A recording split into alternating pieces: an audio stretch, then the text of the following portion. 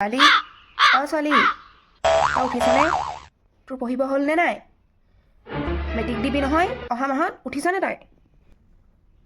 তই শুই আছ হয় নাই? অথনিবা মই পেটটো পালি পালি মৰিছোঁ, তই শুই আছ হয় নাই? তই ৰহ, তই পাবি এতিয়া আৰু।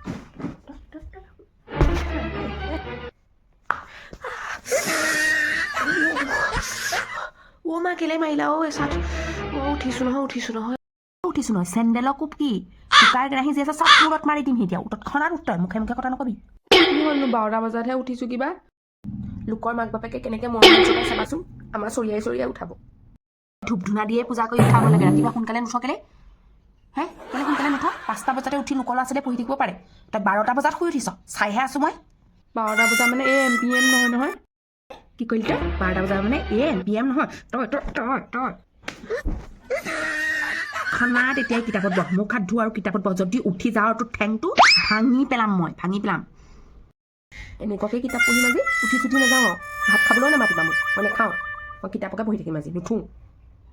আপোনালোকে ভিডিঅ'টো চাই কেনেকুৱা পালে কমেণ্টত জনাব আৰু লাইক এটা আৰু শ্বেয়াৰ এটা কৰিব নাপাহৰিব। ভিডিঅ'টো কেৱল ধেমালিৰ কাৰণেহে বনোৱা হৈছে, কোনোবা কেনেকুৱা নহয় বাৰু। বাকী যদি ভিডিঅ'টো ভাল লাগিলে লাইক এটা কৰিব নাপাহৰিব। Bye bye.